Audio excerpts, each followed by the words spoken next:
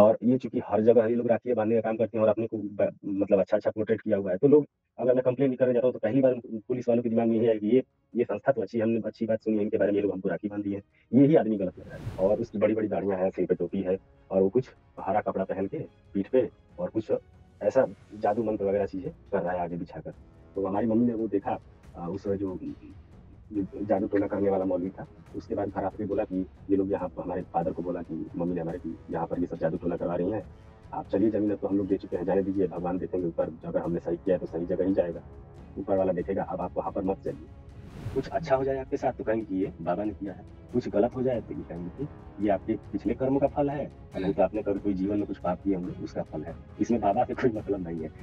और मतलब कि मारने-पीटने वाला केस जो नहीं होता है आपस में लोगों का तलाक करवाते हैं। तलाक में सबसे पहले जो मेंटेनेंस होती है, मेंटेनेंस उनका सबसे पहला टारगेट होता है कि मेंटेनेंस में जो पैसा महिला को मिलेगा, तो उस मेंटेनेंस के पैसे से उसमें से काफ़ी बड़ा हिस्सा या कहें तो पूरा वो ले लेते हैं संस्था वाले।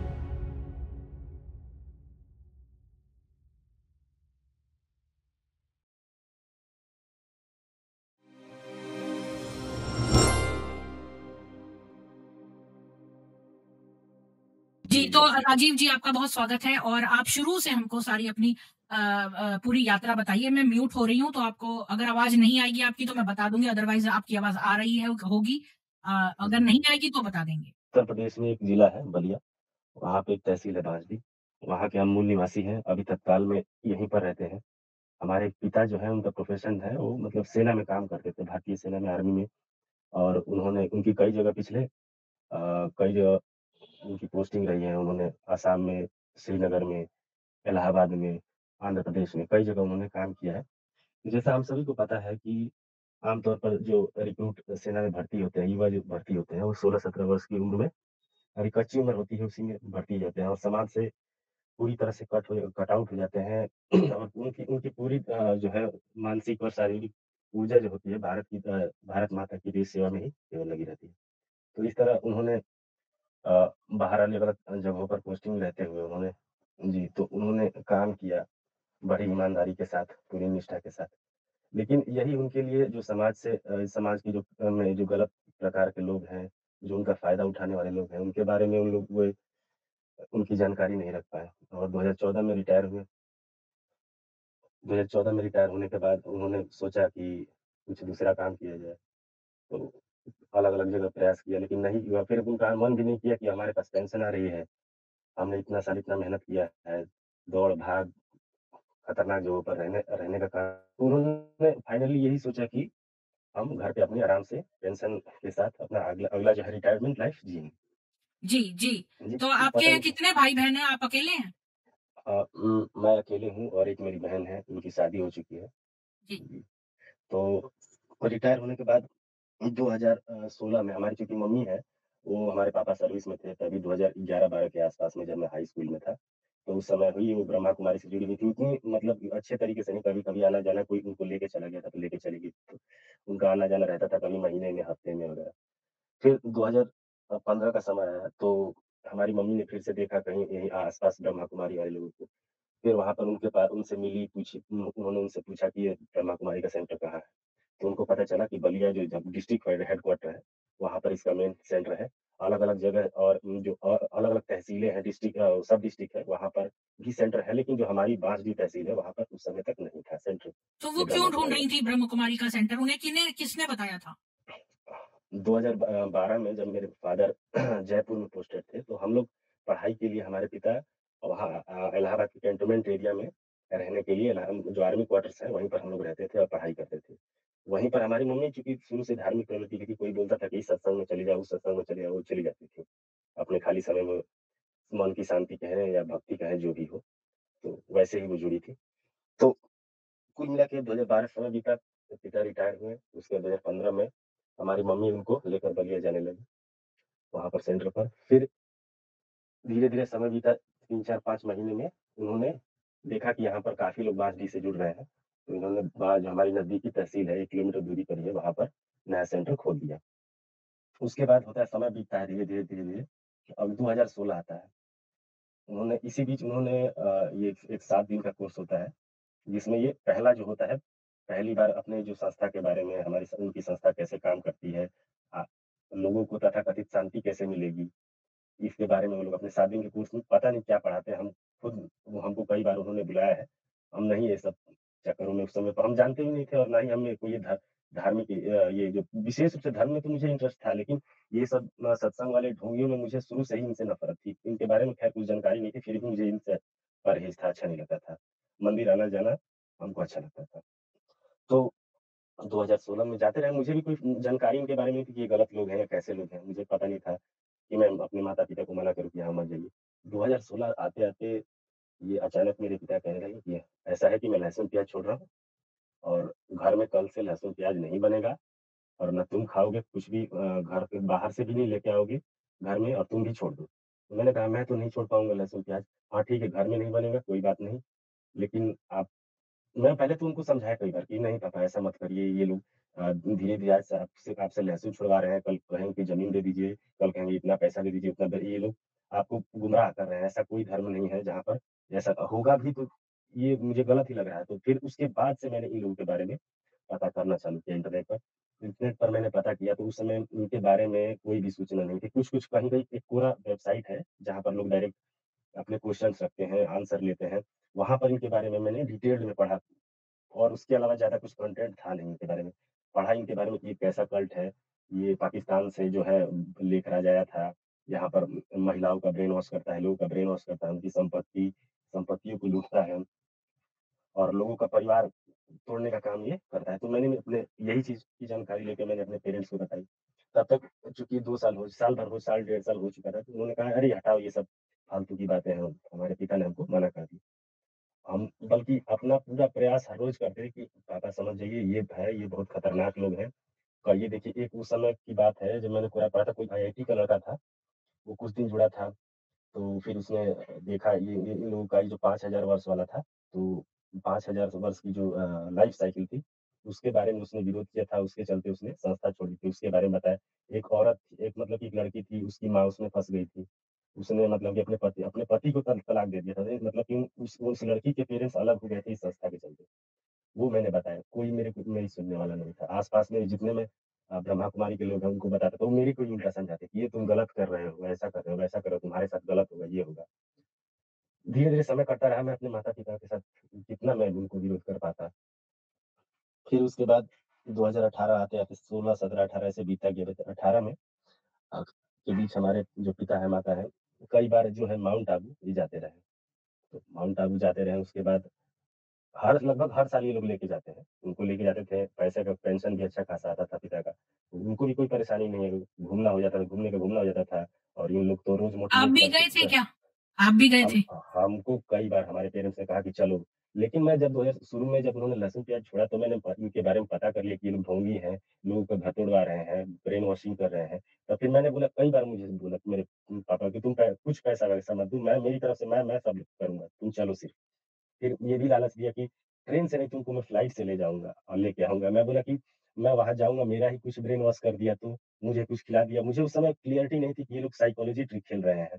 ये लोग पूरी तरह से साइकोलॉजी से लोगों का ब्रेन वॉश कर रहे हैं। उनको इतना ब्रेन वॉश कर रहे हैं कि लोग अपने समाज से, अपने परिवार से अलग हो जाएँ और इनके संस्था में पूरी तरीके से विलीन हो जाएँ और इसी संस्था के बारे में ही सोचें। तो इतना मुझे डिटेल नहीं पता था जितना आज मुझे पता है और धीरे-धीरे मैं इनके बारे में जान ही रहा हूँ कि ये लोग कितने गंदे और घृणित हिंदू समाज को कितना तोड़ने का काम कर रहे हैं। लोगों के मन में हिंदू देवी-देवताओं के प्रति घृणा का भाव पैदा कर रहे हैं और फिर उनको और पकड़ने का काम उन मंदिरों में ही जाकर कर रहे हैं। अभी हाल ही में शिवरात्रि थी, वहाँ पर लोगों को पकड़ने का काम कर रहे हैं। कह रहे हैं कि ये वही शिव है, ये वही शिव है। शुरू में वही दिखाते हैं कि हाँ, यही देवता है, वही देवता है, वही शिव है, वही ब्रह्मा है, आओ, आओ और तो अंदर जाने प्रूफ के क्या बाद देते हैं कि वही शिव है? उसका प्रूफ क्या है?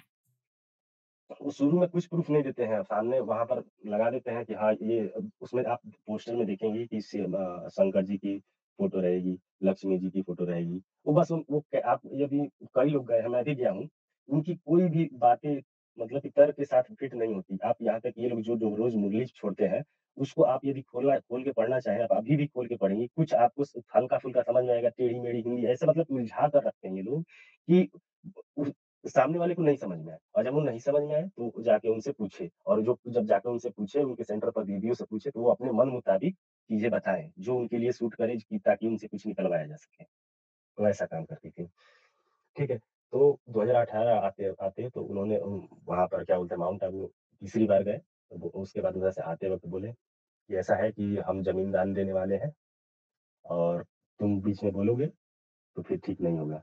मैंने बोला कि पापा ये बात मैंने 2016 में जब आपने लहसुन-प्याज़ छोड़ा था तो मैंने ये बोला था आपको कि आप आज आपसे लहसुन-प्याज़ छुड़वा रहे हैं, कल आपसे आपकी संपत्ति, पैसा, धन या ज़मीन-जायदाद माँगेंगे। ये देखिए आज वो नौबत आ गई और आज वो तो आप आपकी करने के लिए मम्मी तो भी तैयार हैं। कन्वर्ट हो गई थी और फादर भी। फादर तो हो बिल्कुल, ही गए थे, बिल्कुल। मम्मी भी हो गई थी? मम्मी ही तो लेकर आई थी, लेके गई थी हाँ, मेरे मम्मी। फादर को, हुँ। मम्मी ही हुँ, लेके हुँ। गई थी और आज अच्छा, मम्मी बहन की आपकी हो गई थी क्या बहन? नहीं, नहीं बहन की तो हमारे पिता के रिटायरमेंट होने से पहले ही बहन की 2012 के आस-पास शादी हो गई थी। तो वो अपने ससुराल चली गई थी। तो ससुराल चली गई थी तो उनसे मैं अपनी परेशानी कह रहा था कि दीदी ऐसी बात है, तो मैं फ़ोन से वो भी क्या कर सकती है, वो अपने घर पर है, आके समझा सकती है। वो ज़्यादा कुछ कर नहीं सकती, वो भी समझाते थे तो बोलते थे कि तुम अपना काम करो, तुम अपना परिवार देखो, तुम शांति से रहो, मैं जो कर रहा हूँ सही कर रहा हूँ। किसी की नहीं सुनते थे। मैंने इस बीच में जितने रिश्तेदार, नातेदार हैं, उनको मैंने समझाया कि मेरे पिता को समझाओ, मेरी माता को समझाओ, सब समझाते, कोई नहीं सुनता। कोई मतलब किसी की बात नहीं सुनते ये। उनके दोस्त मित्र थे, उनसे ही बोला। तो कुछ लोग तो ऐसा भी कहते थे, उनका पैसा है, उनको जो मन है करने दो। क्योंकि इस संस्था के बारे में सिर्फ़ मैं ही अपनी बात रखता था और वो लोग उस समय इंटरनेट पर या कहीं भी ज़्यादा चीज़ें थी नहीं। तो वो लोग बोलते थे कि अरे जाओ, बहुत से सत्संग हैं, ये सब चलता रहता है। सब तुम अपना तुम्हारे पिता दान देने की बात कर रहे हैं, उस लालच में तुम बोल रहे हो कि तुम ताकि तुम्हारे बाप जो पिता हैं वो ना दे दान, इसीलिए मतलब कि संपत्ति के लालच में। समय बीतता है और उस समय 2018 के आस-पास ही मेरी शादी हो गई थी। क्योंकि मैं मना करता रहा कि मैं शादी नहीं करूँगा, लेकिन फिर भी मम्मी थी बोलती रही मैं शादी कुल मिला के कर लिया और हमारा एज भी हो गया था और कुछ-कुछ काम भी अपना करना शुरू कर दिए थे। तो हमने उनसे उस समय भी ये सोचा कि शादी करने से पहले उनको शादी मेरा किस लिए उनको उनका करवाना था क्योंकि अब समाज में भी लोग हैं, लोग ये तरह-तरह की बातें करते हैं कि ये इतना बड़ा हो गया शादी नहीं हुआ प्लस जी। हुँ, हुँ। तो उस समय तक उनके दिमाग में इन लोगों ने ये नहीं भरा था कि हम भाई-बहन हैं हम लोग और शादी करना गलत बात है।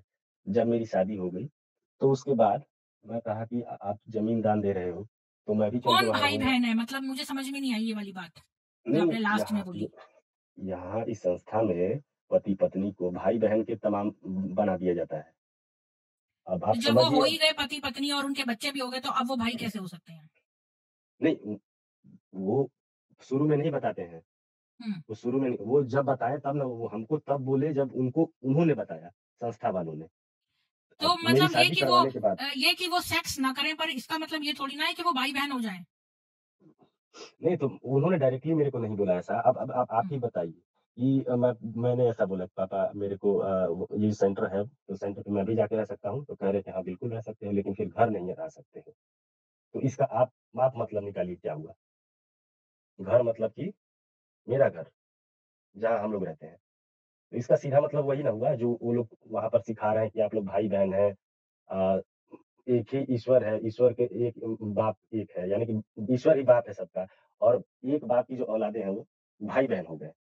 उनकी ये तो थ्योरी है। ऐसा है तो फिर दुनिया चलेगी कैसे? तो दुनिया आगे होएगी ही नहीं। अरे मैडम तभी ना जनसंख्या कम होगी हिंदुओं की और हिंदू की तो जनसंख्या हिंदुओं की कम क्यों होगी है? तो तो पहले ही कम है, मुसलमानों की जनसंख्या ज़्यादा, वहाँ जाकर उनको बनाए ना ब्रह्म कुमारी। यही चीज़ तो लोगों को समझ में नहीं आ रही है ना, जो इसमें फँसे हुए हैं और जो हिंदूवादी नेता है उनको भी नहीं समझ में आ रही है इनका जाके इनको ये जहाँ-जहाँ बुलाते हैं इनका समर्थन लेने के लिए वोट के लिए चले जाते हैं।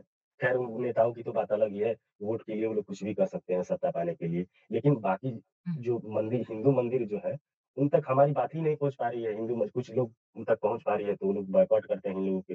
हमने हुँ। अपनी नज़दीकी विधायिका थी भाजपा की कीर्ति सिंह, उनको उन तक हमने अपनी बात पहुँचाई, तो उन्होंने उनके उनके कार्यक्रम में जैसे वो कार्यक्रम जो ये लोग करवाते थे, इनवाइट करते थे वो, तो आना उन्होंने छोड़ दिया। वो बोली कि नहीं, हम वो ये ऐसा नहीं बोली कि इन लोगों की तुम लोग ये करते हो, आना ही आने का मतलब कि सीधे उनका इन्विटेशन रिजेक्ट कर दी।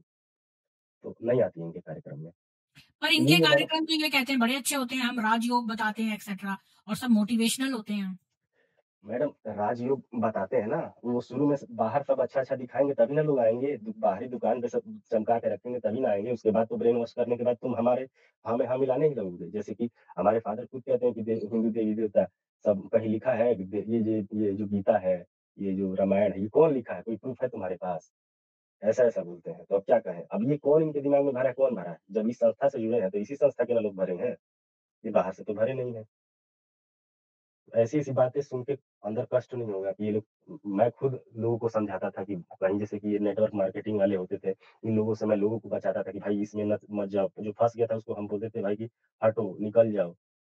लोग मुझसे पूरे गाँव में लोग मुझसे कोई भी प्रॉब्लम होती थी तो मुझसे हेल्प लेते थे। मैं उनको मतलब कि सजेस्ट करता था कि भाई ऐसा करना चाहिए, वैसा करिए। और मैं खुद अपने पेरेंट्स से ऐसा असहाय हो गया कि उनको जो गलत रास्ते में फँसे हैं, उससे मैं निकाल नहीं सकता।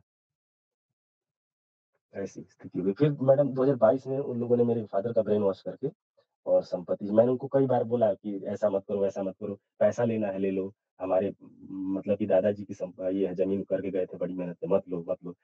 मैं बोला कि ठीक है आपको देना ही है तो दे दीजिए, कहीं पैसा दे के कहीं और इनको खरीद के दे दीजिए, लेकिन हमारे घर के पास मत इनको लाइए। फिर भी उन्होंने नहीं सुना, पता नहीं वो लोग जानबूझ कर आकर यहाँ पर बसना चाहते थे और आकर आज आकर यहाँ पे उन्होंने ज़मीन लिया और आज बना चुके हैं लगभग क्या बोलते हैं जो ढलाई वाला काम है वो बाकी है, बाकी सब ये लोग बना चुके हैं। तो और ये तो मैं आपकी आपकी विल थी ना, तो ये घर तो आपको मिलना था, ये तो पुश्तैनी घर था आपका। तो अब मैम आपका और आपकी वाइफ कहाँ रहेंगे? नहीं, नहीं मैडम हमारा घर हमारे फादर ने सर्विस में रहते हुए बनाया है।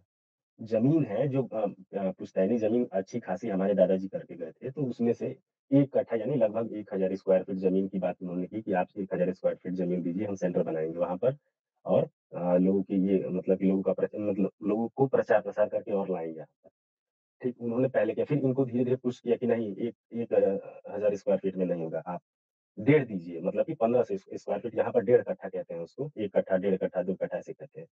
तो उनको पुश किया तो कहा उन्होंने तो फिर भी मतलब ऐसा मतलब कि वहाँ पर सेंटर पे ले जाकर रोज़ इनको पुश करने वाला काम करते थे। वहाँ पर रोज़ सेंटर पर सबको नहीं बुलाया जाता, 100 150 लोग संस्था से जुड़े हुए हैं, यहाँ पे बांसडीह तहसील में। तो रोज़ लोग नहीं वहाँ पे पहुँचते 100 150 लोग।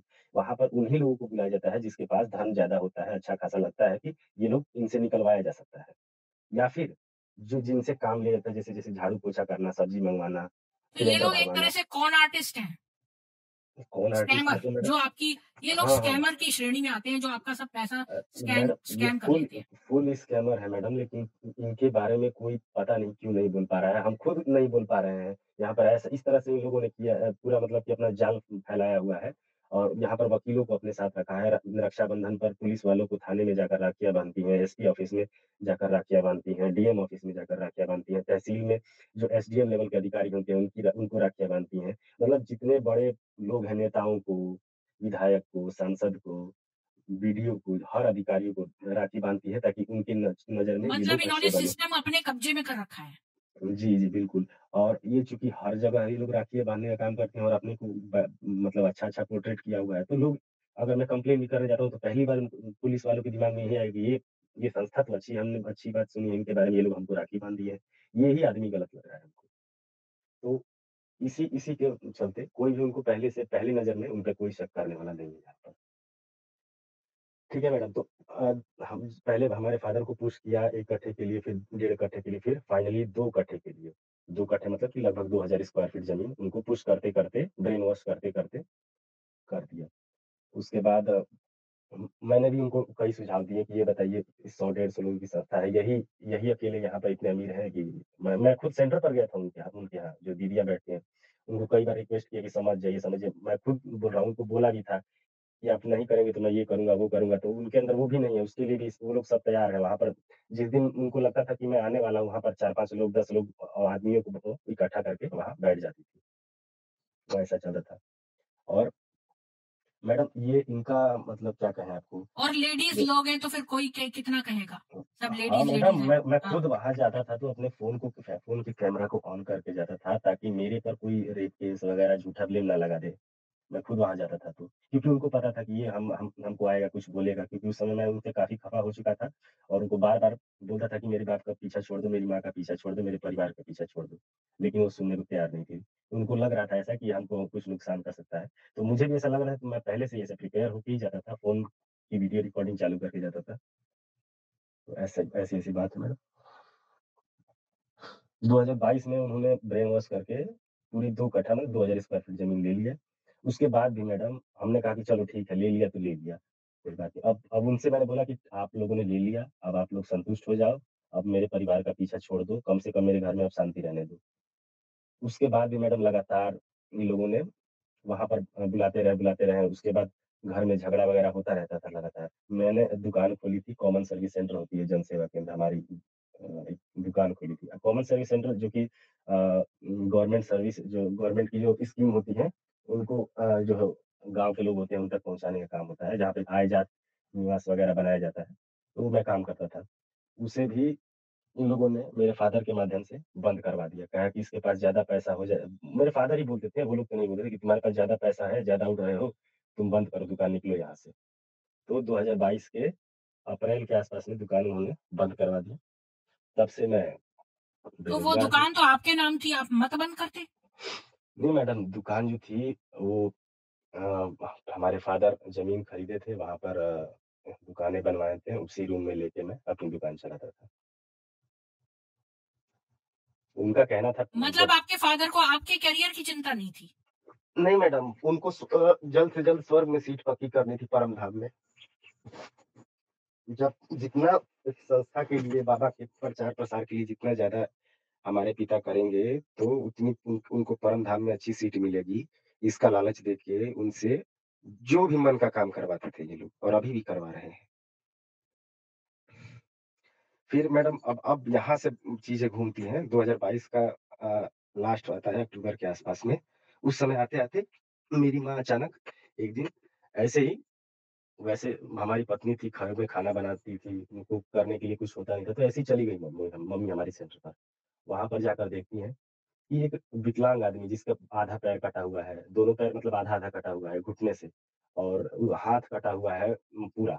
मतलब कि ये जो क्या बोलते हैं एल्बो के ऊपर थोड़ा-सा ऊपर से हाथ-हाथ कटा हुआ है और उसकी बड़ी-बड़ी दाढ़ियाँ हैं, सिर पे टोपी है और वो कुछ हरा कपड़ा पहन के पीठ पे और कुछ ऐसा जादू मंत्र वगैरह चीज़ें कर रहा है आगे बिछाकर। तो वो अरे! अच्छा। बाद में पता चलता है कि वहाँ पर सेंटर में एक लड़की छोटी-सी 13-14 साल की लड़की रहती थी, उसका कपड़ा धोने का मतलब इस सेवा करने का काम करती थी, उसका कपड़ा धोती थी, सेंटर जो संचालिका थी। उसका वो क्या नाम है? नाम भी नहीं याद आ रहा हमको। सेंटर संचालिका थी, नीलम शायद शिवानी? नाम है उसका। वो नहीं, राधिका मैडम वो नहीं, नो मैं शिव बाबा की वाइफ? नहीं मैडम, ये लोकल जो सेंटर पर नहीं रखते हैं लड़कियों को, अच्छा, अच्छा। वो उसकी बात कर रहा हूँ। तो उसकी उसकी सेवा करने के लिए एक लड़की रहती थी, गरीब लड़की थी। अच्छा। हाँ, तो तो ये वो लड़कियों उसको से सेवा क्यों करवाती हैं? खुद अपना काम क्यों नहीं करती? अरे मैडम, अब क्या बताएँ सेवा कोई भी चाहता है कि हमारा काम आसान हो। कोई नौकर हमारे लिए आके कुछ करे, किसी को कुछ करना ना पड़े, बस वही बात है। तो तो वो वो लड़की वो आके क्यों सेवा करवा रही हैं? वो कोई कहीं की राजा-महाराजा लगी हैं? खुद अपना काम क्यों नहीं कर रही हैं? अपनी सेवा खुद करो। उनका कहने का मतलब है कि हम भगवान की सेवा में हैं, तो हमारा जो काम है, हम ज़्यादा से ज़्यादा भगवान को से कनेक्टेड रहें आप लोग के तक आपके तक उन बाबा का प्रकाश और उनकी वाणियों को पहुँचाएँ। इसके लिए हम ज़्यादा से ज़्यादा समय इसमें लगे रहें, तो खाना-वाना बनाना ये सब छोटा काम किसी नौकर से ये करवा छोटा लीजिए। काम क्यों है भई? वो जो सेवा कर रही है उसको भी तो टाइम मिलना चाहिए कि वो भी तो बाबा का या शिव जी का या किसी का भी ध्यान करे। उसके पास भी मैडम टाइम होना चाहिए। ये मैडम वहाँ पर सुपीरियर है ना वहाँ पर वो मेन है। बाकी आखिर जैसे-जैसे हम नहीं होते हैं जिसके पास जितना ज़्यादा पैसा होता है वो उतना ज़्यादा प्रभावशाली होता है समाज में। वैसे तो ही वो उसको भी है सेवा और के कुछ पैसे मिलते थे क्या? मतलब वहाँ पर पैसे देती हैं ये कुछ नहीं लोग? मैडम यहाँ यहाँ पैसे का कोई वो नहीं होता। पैसा तो संस्था फ्री में लेती है सेवा कर लो रही हैं वो मतलब वॉलंटियर हैं। बिल्कुल मैडम ये पूरा सिस्टम ही फ्री वाला है। यहाँ पर इस संस्था के पास सिर्फ़ पैसा आ रहा है, जाने जाने वाला कोई सिस्टम नहीं है। संस्था तो कुछ इन्वेस्ट खाना और नहीं कर कपड़ा देती हैं वो? खाना और कपड़ा और हाँ, आश्रय? खाना कपड़ा पे आता हूँ मैडम। ये जो खाना कपड़ा होता है, जो 100 150 लोग एक जगह पे एक ब्लॉक या तहसील में लोगों को जोड़ हुँ, के रखते हैं, उन्हीं से किसी से हुँ, खाने के लिए जैसे कि 100 लोगों को टारगेट किया जैसे नहीं होता बिज़नेस में कि हुँ, टारगेट किया जाता है कस्टमर को, तो वहाँ पर से 2% 3% कस्टमर कन्वर्ट होते हैं। इसी हुँ। तरह यहाँ पर भी है। यहाँ पर भी 100 लोगों को टारगेट करते हैं, इनमें से 10% यानी 10 लोग कन्वर्ट हो गए। उसमें से कोई इनके लिए हर महीने अनाज क्योंकि ये गाँव ग्रामीण इलाका है, तो सब अनाज बोते हैं। अधिकतर लोग अनाज बोते हैं, खेती करते हैं, तो कोई कुछ लाके लौकी दे देता है, कोई सब्जी लाके देता है, कोई अच्छा, अनाज लाके देता है, कोई तो उस अनाज से भोजन बनाती हैं ये और हाँ, इनको हाँ, खिलाती हैं। हाँ और अनाज ही नहीं ओह! मैडम किराया किराया जो होता तो है इनको 1 तो दिन का सिर्फ़ सारी चीज़ें मुफ़्त ही मिल जाती हैं। बिल्कुल मैडम, कहते हैं ये लोग हमेशा एनी टाइम ब्रेन वॉश करते रहते हैं कि बाबा के लिए ये करिए, भगवान के लिए ये करिए। आप ऊपर जाएँगे तो आपकी सीट कैसे पक्की होगी नहीं करेंगे तो। ऐसा है इन लोगों का ब्रेन वॉशिंग सिस्टम।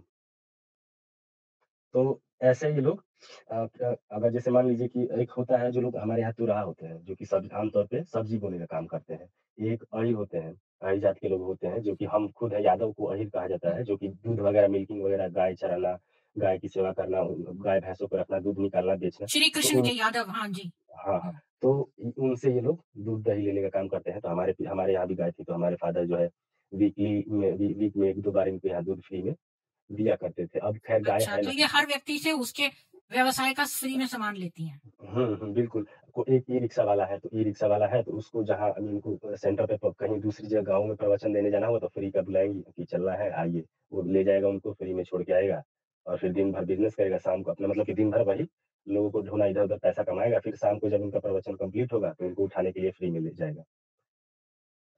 और एक राजमिस्त्री है, मतलब कि कुल मिला के इनका है कि जो जिसके जहाँ जो भी उपलब्ध है, उनसे उनका ब्रेन वॉश टारगेट कर लेना है, उनसे ब्रेन वॉश करना है और उनसे लेते रहना है बस। यही है। और मैडम आगे सुनिए, इतना ही नहीं है, इनका जो है बिज़नेस मॉडल बहुत तगड़ा है। ये जो नहीं होता है माउंट आबू ले जाने वाला सिस्टम, हुँ, हुँ, ये हुँ। पूरी तरह से एक टूरिज़्म टाइप का है। टूरिज़्म टाइप का ये लोग बना चुके हैं। भगवान से मिलाने के चक्कर में 10 लोगों को एक फिक्स टाइम होता है कि इस महीने में, जैसे मान के चलिए कि अभी मार्च का महीना चल रहा है, तो हुँ, मार्च के महीने में कोई रीजनल एरिया, जैसे कि इन्होंने स्टेट को रीजन में बाँटा हुआ है। जैसे हम अभी यहाँ पर हैं, तो ये यूपी का ईस्टर्न इलाका है। तो इसको और नेपाल को, दोनों को जोड़ के पूर्वांचल एवं नेपाल ब्रह्मा कुमारी रीजनल सेंटर बनाया गया है, जिसका हेडक्वार्टर वाराणसी में है। यहाँ से ये लोग अ, ये चूँकि एक रीजनल सेंटर होगा, तो हर रीजनल पूरे इंडिया में जो फैला हुआ है इलाका, इसमें तमाम रीजनल सेंटर इन लोगों ने बना रखा है। इसी तरह 12 रीजनल सेंटर में अलग-अलग बाँट के रखा है, लोग वहाँ से उठा-उठा के 4-4 8-8 हज़ार रुपया वसूलते हैं और ये टूरिज़्म बिज़नेस उन्होंने बना रखा है वहाँ पे। इसमें से 1000-1200 रुपए एक आदमी का टिकट का खर्चा लगेगा और वहाँ पे बाकी का 5000, 6000, 8000 जो भी है, वो वहाँ पर जाएगा सेंटर पे। और ब्रेन तो वो वॉशिंग का फ्री ब्रेन नहीं है क्या लोगों के लिए? उनको पैसे देने पड़ते हैं, ये जो राजयोग का बिल्कुल पहले? मैडम। बिल्कुल, माउंट आबू अच्छा। जाना है तो फोकट में थोड़ी ना सर, इस हिसाब से तो कुंभ मेले की तरह बस पैसा लाओ, पैसा टिकट का पैसा, यात्रा का पैसा दो, पहुँच जाओ, ऐसा नहीं है। इस हिसाब से 150 लोग हैं हमारे यहाँ, ये ब्रह्मा कुमारी के सेंटर ये जो हमारे यहाँ पर है। यहाँ से इस हिसाब से 150 में से मैं लगभग तो सोच 50 रही लोग थी चले ये गए। फ्री होता है। अरे मैडम यहाँ कुछ भी फ्री नहीं है। शुरू में उनको पकड़ने के लिए फ्री में बताएँगे और वो भी फ्री के लोग ही फ्री में बताएँगे। फ्री के लोग जो ब्रेन वॉश लोग हैं यहाँ पर, वही लोग फ्री में बताएँगे। ऐसा सिस्टम है। तो मैडम मैं उस वहाँ से आगे बढ़ता हूँ, जहाँ मैंने लास्ट में छोड़ा था। तो हमारी मम्मी ने वो देखा, उस जो जादू टोना करने वाला मौलवी था। उसके बाद घर आके बोला कि ये लोग यहाँ प हमारे फादर को बोला कि मम्मी ने हमारे कि यहाँ पर ये सब जादू टोना करवा रही हैं। आप चलिए, ज़मीन अब तो हम लोग दे चुके हैं, जाने दीजिए, भगवान देखेंगे ऊपर, अगर हमने सही किया है तो सही जगह ही जाएगा। ऊपर वाला देखेगा, अब आप वहाँ पर मत जाइए और उनके यहाँ हाथ का कुछ भी मत खाइएगा। क्योंकि ये लोग जादू तंत्र मंत्र खाने में मिलाकर देने वाला सब काम करती होंगी। और मुझे ऐसा ही लग रहा है कि जो मैंने बोला था उनको कि राजीव जो बोल रहा था कि ये लोग जादू टोना वगैरह, ब्रेन वॉशिंग वगैरह कर रही हैं, वैसा ही कुछ लग रहा था। तो मेरे फादर ने साफ-साफ मना कर दिया कि नहीं मैं जाऊँगा, तुमको नहीं जाना है मत जाओ। प्लस उनको सेंटर से और ब्रेन वॉश अलग-अलग औरतें, महिलाएँ जो अलग-अलग थी, उनको बुला करके मेरी मम्मी को समझाने वाला काम करना शुरू कर दिया। मम्मी हमारी समझ गई, थोड़ा बहुत समझी, लेकिन फिर भी उन्होंने दिमाग में ये रखा हुआ था कि मुझे सेंटर पे नहीं जाना है। और वो जो तंत्र मंत्र करवा रही थी सेंटर संचालिका, उसका नाम शीतल है। उस शीतल के पास नहीं जाना है। फादर को भी मना किया कि उस वो यहाँ पर तंत्र मंत्र करवा रही है, वहाँ पर मत जाइएगा। उनके दिमाग में उस समय भी ये, उनको सब दिख गया था कि हाँ, सब ये सब गलत काम हो रहा है। लेकिन उनके दिमाग में अभी भी ये, उस समय भी ये भरा हुआ था कि ये सेंटर संचालिका ही गलत है, बाकी जो ब्रह्मा कुमारी जो है संस्था है, वो सही संस्था है, बाबा अच्छे हैं, वो भगवान के दूत हैं। उनके दिमाग में ये पर कुछ बाबा अभी की भी तो था। डेथ हो गई है। बाबा की डेथ हो गई है, तो वो ऊपर से जाके भगवान से कनेक्ट होके ये इनकी जो लड़कियाँ हैं बुड्ढी, यहाँ पर जो माउंट आबू में, इनसे कनेक्ट करवाते हैं, पता नहीं कैसे कनेक्ट करवाते हैं। उनका कहना ये है कि वो बुड्ढा गया है जो ऊपर मर के, जो पिशाच आदमी, जो पापी आदमी गया है, जो ब्रह्मलेखराज नाम का, वो आपने सुना भी होगा कि यहाँ पर उनके शरीर में आते हैं, भगवान आते हैं मैंने और सुना था ऊपर उनकी वाइफ, हाँ, फिर इसके बाद उनकी वाइफ में आने लगे, वीरेंद्र दीक्षित में आने लगे, फिर वीरेंद्र दीक्षित पकड़ा गया, उसने अपनी अलग संस्था खोल ली। हुँ। मैडम इनके शरीर में जब आते हैं ना, इनका कहने का मतलब है कि हमारे शरीर में आते हैं तो हम लोग धीरे-धीरे बोलने लगते हैं। आप देखेंगी भी, अगर भी नेट पर सर्च करेंगी तो, बाबा कैसे आते हैं इनके शरीर में। तो वो लोग धीरे-धीरे बोलने लगेंगे, पीछे लाइट जला देंगे रेड कलर का। उससे ये होगा हुँ, कि हाँ, भगवान का प्रकाश आ गया, भगवान का प्रकाश आ गया। और धीरे-धीरे बोलेंगे तो उससे ये लोगों को भ्रम होगा, यहाँ लग रहा है भगवान आ गए हैं। अब आ गया जो-जो कह रही है, वो सुनना है जल्दी से जल्दी हमको। तो जितने ब्रेन वॉश लोग हैं, जो जाते हैं वही हैं। ब्रेन वॉश ही लोग वहाँ पे जाते हैं, तो वो लोग सुनेंगे। तो ऐसा-ऐसा बोलिए कुछ समझ में नहीं अभी मतलब चीज़ें, चाहे कुछ ऐसा दिमाग में भर देंगे कि हाँ, आज ये बोल देना, कुछ भी बोल देना है, तो कुछ भी बोल देती है। और वही नहीं है, इस सेंटर से इस जो संस्था से जो कुछ और लोग कट के जो बात बता रही थी वीरेंद्र दीक्षित के बारे में, इसके अलावा भी 2-3 संस्था जो कट के 2-3 लोग संस्था बना ली है। वो भी ऐसे ही यही काम करते हैं, कि हमारे ऊपर बाबा आ गए हैं, पीछे लाइट जल गई है रेड कलर की और धीरे-धीरे बोलना शुरू कर दिया है। यही इनका नौटंकी चलता है। जैसे कुछ लोगों में माता आ जाती है तो वो वैसा करते हैं ना, वही वही वाला चक्कर है। हाँ, बिल्कुल, बिल्कुल यही चक्कर है मैडम, यही चक्कर है। और यही नहीं है मतलब कि वो तो रिलीजियस टूरिज़्म वाला सिस्टम तो है हो गया। वहाँ पर कसम खिलवाते हैं कि जैसे किसी को नहीं होता है कि टारगेटेड कस्टमर तैयार है, इसको अब एकदम पक्का किया जाए कि ये पीछे ना हटे अपनी बात से। तो हमारे फादर को 2018 में वहाँ पर जाके शपथ दिलवाई गई थी ऐसे कि हम मैं कसम खाता हूँ कि जो मैं ज़मीन देने की बात कह रहा हूँ, इस पर अटल रहूँगा और पीछे नहीं हटूँगा। हुँ, और बाबा की शपथ खाता हूँ। चाहूँगा कि ये लोग व्हाइट कपड़ा ही क्यों पहनते हैं? ये आपने नोटिस किया होगा, व्हाइट कपड़ा पहनेंगे, खूब धीरे-धीरे प्रेम से बोलेंगे। तो चलिए मैं व्हाइट कपड़े की बात बताता हूँ। आपने देखा होगा कि यहाँ पे स्कूलों में सैटरडे को बच्चों को व्हाइट कपड़ा पहनाया जाता है। तो हुँ, आप कलरफुल कपड़ा पहनेंगे और व्हाइट कपड़ा टोटल व्हाइट कपड़ा पहनेंगे तो कुछ कुछ ज़्यादा ही ब्राइटनेस आती है और लोगों को अच्छा लगता है। नेता नेता जो है वो अपना सफ़ेद कपड़ा क्यों पहनते हैं? ताकि भीड़ जो है, भीड़ में से वो लोग अलग दिखें और उनको देखकर 4 लोग पूछे कि ये फला आदमी कौन है? इसी यही थ्योरी का इस्तेमाल करते हुए, इसी चीज़ का इस्तेमाल करते हुए, ये लोग भीड़ से हट के और सामने आने का काम करती हैं ताकि लोग इनके बारे में पूछे कि ये लोग हैं कौन? तो ये है इनकी थ्योरी कि भीड़ से अलग दिखना हुँ। और लोगों को आकर्षित करना। ये इनका फर्स्ट स्टेप ही होता है। कोई सबसे पहले इस संस्था के लोगों को ही देखता है और पूछता है कि ये जो महिला है, ये कौन है? बहुत अच्छा-अच्छा कपड़ा पहनी है, व्हाइट-व्हाइट। ये मैडम। और ये सुरमा वगैरह लगाती हैं। सुरमा लगाने का मतलब है ये त्राटक विद्या जो इनकी है, इन्होंने इसका जो लेख है, देखिए, इन्होंने जो जो संस्था। साइकोलॉजी है वो कहती है कि जब आप कोई गंदा काम करते हैं, तो आप बार-बार जी, हाथ धोते हैं अपना। तो लोगों जी, के जी। अंदर ओसीडी आ जाता है क्योंकि उन्होंने कुछ गलत करा होता है तो अब उसको मिटाने की बार-बार कोशिश करते हैं। तो जी, इसी जी, तरह जो बिल्कुल। लोग बहुत व्हाइट-व्हाइट पहनने की कोशिश करते हैं, तो उसके पीछे भी साइकोलॉजिकल रीज़न है कि वो हुँ, किसी हुँ। गंदगी को छुपा रहे हैं। जी। बिल्कुल, तो नेता नेता उसीलिए ना व्हाइट कपड़ा पहनते हैं, कि हम साफ दिखे, भले अंदर से गंदे हैं, गंदा काम कर रहे हैं, लेकिन हम साफ दिखे, अच्छे दिखे तो लोग कहें कि वाह नेताजी वाह! तो मैडम उसके बाद से हम आगे बताना चाहेंगे। तो हमारी मम्मी को ये संस्था के जो सेंटर है, यहाँ जो लोकल सेंटर है, ये तो इनके इसकी जो संचालिका है शीतल नाम की, ये तो उसकी मेरी मम्मी की नज़र में ये तो खराब है। लेकिन उस समय भी इसके दिमाग में मम्मी के दिमाग में ये था कि बाकी बाबा ठीक है, ब्रह्मा कुमारी वाले ठीक है, सेंटर जहाँ से ऑपरेट हो रहा है माउंट आबू के लोग ठीक है। अभी तक उनके दिमाग में यही था, लेकिन हाल ही 1 महीने 10-15 दिन पहले उन्होंने बार-बार पापा को समझाया कि इनका चक्कर छोड़िए, रहने दीजिए। आपको जो पुण्य कमाना था, आपने सबसे बेहतर काम किया। यहाँ 100 डेढ़ 100 लोग संस्था से जुड़े हुए हैं। उनसे सबसे ज़्यादा आप ही ने ना समर्पित किया है कि 38 लाख की ज़मीन उनको दे दिया है। तो सबसे ज़्यादा तो आप यहाँ पर वो हुए, उपकारी हुए। तो छोड़िए अब, तो पिता छोड़ने का नाम नहीं ले रहे हैं। अभी भी जाना यहाँ गाली-गलौज करना, मना करने पर मम्मी को गाली देना, मारना, ये सब काम अभी हो रहा है। उसके चलते हमारी मम्मी कही कि हम इस पूरी संस्था से ही पीछा छुड़ाना चाहते हैं। जी मैडम, तो और मैडम ये भी आपने देखा होगा कि इनसे मतलब कि काफ़ी पॉलिटिकल पार्टी जुड़ी रहती हैं। फिर हुँ, से ये जो अ, एक एक कई मतलब कि फ़िल्म एक्टर वगैरह भी आते हैं, जुड़ते हैं। एक हाल ही में एक टीवी एंकर गई थी राष्ट्रपति का आप जानती ही होंगी। मोदी जी गए थे पिछले साल सितंबर में, उसके बारे में भी आपने देखा।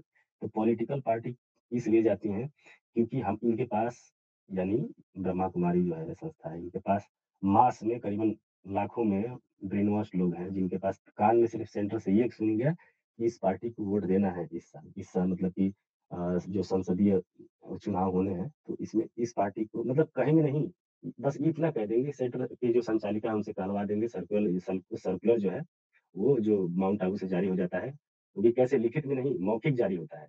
और जो रीजनल हेडक्वार्टर्स होते हैं वहाँ पे जाता है, वहाँ से इनके व्हाट्सएप ग्रुप हैं वहाँ से, वहाँ पर सर्कुलेट होता है। ये लोग सिर्फ़ कह देते हैं कि ये पार्टी बहुत अच्छी है, तो अब इस अच्छी है इसका मतलब कि आपको वोट उसी को देंगे। इस तरह से ये लोग वोट लेते हैं। इसीलिए वो सभी का आप ये भाजपा ही नहीं है, मोदी जी ही नहीं जा रहे हैं। हर पार्टी आज से जब से कांग्रेस भी इनसे मदद लेती रही है। इंदिरा गांधी ने मदद ली है इनसे। अ फिर उसके बाद ये आपके अरविंद केजरीवाल हैं, इनके साथ आप खोजेंगे तो फ़ोटो मिल जाएगा। दिल्ली में ये जो शिवानी है, इसके साथ फ़ोटो खिंचाते हुए। और जो जहाँ तक ये जो सेलिब्रिटी की बात है, तो सेलिब्रिटी को ये लोग इस तरह से परेशान नहीं करते हैं, क्योंकि वो लोग एक पॉपुलर चेहरा है, वो कुछ बोल देंगे, एक बार बोलेंगे तो इनके इनका पर्दाफ़ाश हो जाएगा। तो उनको सिर्फ़ अच्छा-अच्छा दिखाती हैं, अच्छे से रखना, कहीं गए आए सेंटर पर तो उनकी क्या बोलते हैं, जद्दोजहद में पूरी संस्था को जी पूरे सेंटर को लगा देना, अच्छा खिलाना-पिलाना, रखना, सब कुछ अच्छा-अच्छा दिखाने का काम करते हैं। उनसे भी हुँ, कुछ नहीं लेंगे क्योंकि वो तो पब्लिक फिगर है ना, उसको देखकर और हुँ। लाखों लोग इस संस्था को के बारे में इनका संस्था के प्रति नज़रिया लोगों का अच्छा बनेगा, तो लोग आएँगे, जी। उनको फिर अच्छा ये कन्वर्ट लोग ना करेंगे। लोगों को टारगेट करते हैं कि भई एक पर्टिकुलर टाइप ऑफ आपकी माँ जल्दी अट्रैक्ट हुई थी, वही आपके फादर को भी लाई थी। तो हुँ, आपकी हुँ। मदर की ऐज क्या थी और उनकी एजुकेशन क्या थी उस समय? ये बताइए? मैडम हमारी माँ पढ़ी-लिखी नहीं है, हमारे फादर अच्छा। पढ़े-लिखे हैं 12th अच्छा तो क्लास तक आपकी पढ़े हैं, माँ कौन-से ऐज में थी जब ब्रह्म कुमारी में अट्रैक्ट हुई थी? यही 50 के आस-पास होगा। अच्छा और वो हुँ, ज़्यादा पढ़ी-लिखी नहीं थी, तो उनको मतलब हुँ। उल्लू बनाना आसान था। और मैडम ब्रह्म कुमारी संस्था में कौन-कौन है? कहाँ से मैडम? मतलब मतलब जैसे एक संस्था होती है तो उसमें कितने लोग होते हैं मिनिमम? मिनिमम मतलब मैम जितने जैसे मुझे कोई पता है। लोकल आपके पड़ोस में खोली संस्था किसी ने, तो वहाँ कितने मिनिमम लोग होंगे? मैम ये कोई इनका क्राइटेरिया नहीं है। वो नहीं होता है कि एक स्टेट की पॉपुलेशन है, उसको कैसे रिसोर्सफुल बनाया जाए वो स्टेट की गवर्नमेंट के ऊपर है। उसी तरह अच्छा। इसमें कोई ऐसा ज़रूरी नहीं कि गरीब नहीं आएगा, अमीर नहीं आएगा। गरीब आएगा, उसको हुँ, रोज़ नहीं आने दिया जाएगा और प्रसादी मुफ्त का नहीं खाने दिया जाएगा। उसको जोड़ के रखेंगे, उसको जब काम पड़ेगा, जब कहीं भीड़ दिखाना होगा पॉलिटिकल पार्टी के सामने, तब उसको बुलाया जाए कि अरे भाई तुम आ जाओ आज, आ जाओ तुम्हारा काम है खिला-पिला देंगे सब्ज़ी-रोटी वगैरह पूरी सब्ज़ी, हो गया। और रोज़ उनको बुलाएँगे जो मालदार पार्टी है, जो कुछ देती है, जो जो मतलब उनको रोज़ बुलाएँगे जिनके पास पैसा है, उनको ब्रेन वॉश कर के निकलवाना है, जैसे कि मेरे फादर हैं, ऐसे लोग।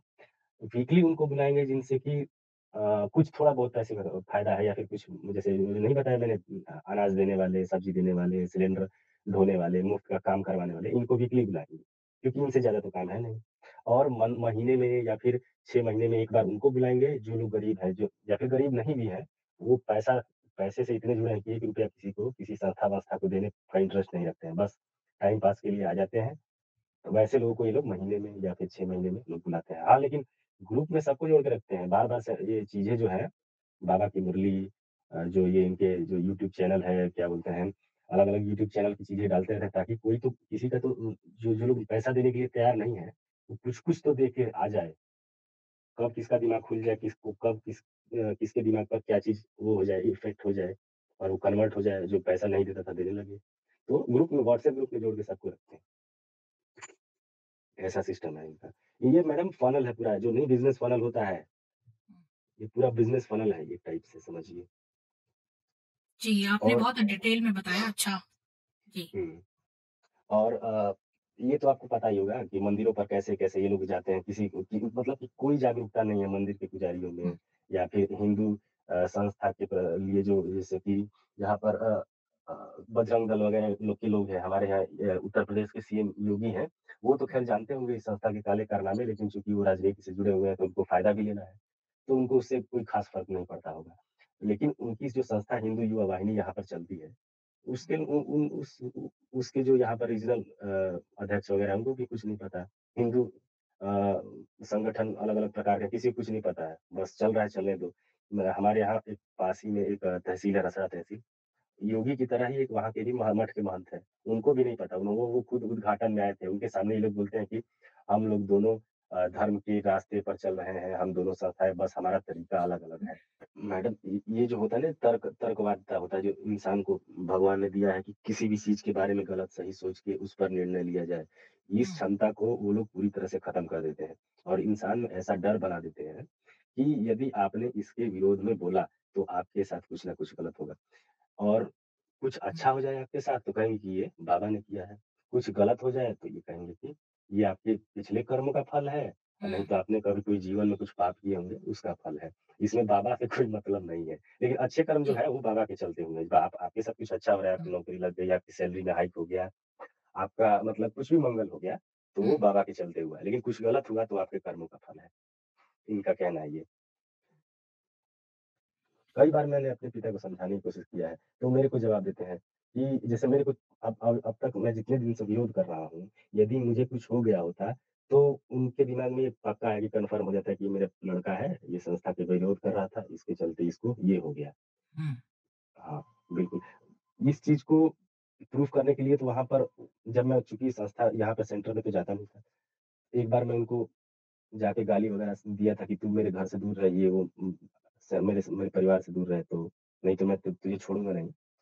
तो ऐसा दिया था तो उसको खराब लगा। तो एक बार मेरे हाथ में चोट लग गई थी, नाखून नाखून थोड़ा निकल गया था। फिर धीरे-धीरे नाखून आ गया। वो बोली कि वो हमको गाली दिया था इसलिए उसका नाखून उसमें चोट लग गया, नाखून निकल गया। और इस बात को बढ़ा-चढ़ा के सेंटर के लोगों को तक भेजा कि वो माफ़ी माँगने आया था मेरे से सेंटर पर।